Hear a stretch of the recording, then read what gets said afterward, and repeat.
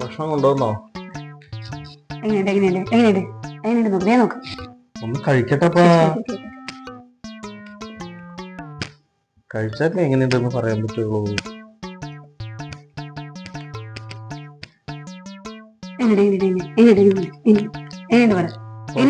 നന്നായിട്ടുണ്ട്, കുഴപ്പമില്ല.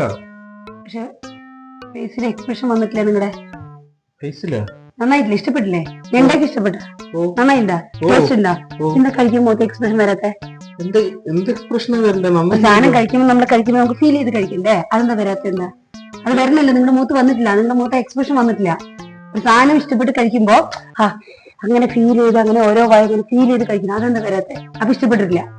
ഇഷ്ടപ്പെട്ടു, അതുകൊണ്ടല്ലേ കഴിക്കുന്നത്. എക്സ്പ്രഷൻ എന്താ വരാത്ത? പറയാ.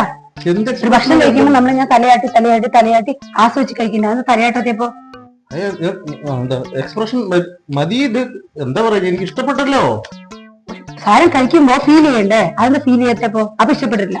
ഒരു മനുഷ്യൻ രാവിലെ 5 മണിക്ക് എണീറ്റ് നിങ്ങൾക്ക് വേണ്ടി കഷ്ടപ്പെട്ട് ഭക്ഷണം ഉണ്ടാക്കി എടുത്തു വരുന്ന സമയത്ത് നിങ്ങൾക്ക് അത് ഇഷ്ടപ്പെട്ടില്ല.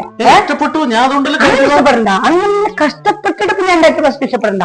ഞാൻ ഉണ്ടാക്കിയത് എന്നോട് ഇഷ്ടം വരണം. ആ ഫീൽ ഉള്ളിന്ന് വരണതാണ്. അയ്യോ, അവൾ എനിക്ക് വേണ്ടി കഷ്ടപ്പെട്ട് 5 മണിക്ക് എണീറ്റ് അവൾ എല്ലാ കാര്യങ്ങളും ചെയ്ത് എനിക്ക് വേണ്ടി ഭക്ഷണം ഉണ്ടാക്കുന്നത് അത് നിങ്ങൾ ഫീൽ ചെയ്യേണ്ടതാണ്. നിങ്ങൾ ഫീൽ ചെയ്തിട്ടില്ലല്ലോ.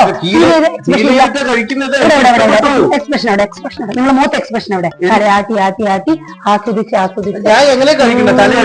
അങ്ങനെ കഴിക്കണം. ഫീലിന്റെ ഫീലിംഗ് വരുന്നത് കഷ്ടപ്പെട്ട് തലയാട്ടി കഷ്ടപ്പെടണം. അതായത് ഇത്ര വർഷം നിങ്ങൾക്ക് വേണ്ടി കഷ്ടപ്പെട്ട് പണിയെടുക്കണ ഞാൻ ഉണ്ടാക്കുന്ന ഭക്ഷണം നിങ്ങൾക്ക് ഇഷ്ടമില്ല. ഇഷ്ടമുണ്ടെങ്കിൽ നിങ്ങൾ കഴിച്ചിട്ടുണ്ടാവും. ഞാൻ പറയുന്നതിന് മുമ്പേ നിങ്ങൾ തലയാട്ടിട്ടുണ്ടാവും. അല്ലെ? എന്തുകൊണ്ട് തലയാട്ടിയില്ല? അപ്പൊ ഇഷ്ടമല്ല. അതായത് തലയാട്ടില്ല. വേണ്ട കഴിക്കില്ല. വിട്ടോ എന്റെ ഭക്ഷണം കഴിക്കണമെന്നേ ഇല്ല. വേണ്ട നിങ്ങൾക്ക് എവിടെ ഇഷ്ടമുണ്ടോ നിങ്ങൾ അവിടുത്തെ ഭക്ഷണം കഴിച്ചാൽ എനിക്ക് അറിയുന്നേ വേണ്ട. പോ. ചേടാ, ഇതിപ്പോ നമ്മള് കഴിക്കാൻ പറയണോ കഴിക്കണ്ട പറയണോ? കയ്യില് ഭക്ഷണം തന്നിട്ട് കഴിക്കാൻ പറ്റാത്ത അവസ്ഥയായി പോയില്ലേ ദൈവമേ. എന്താ ഇപ്പൊ ചെയ്യാ?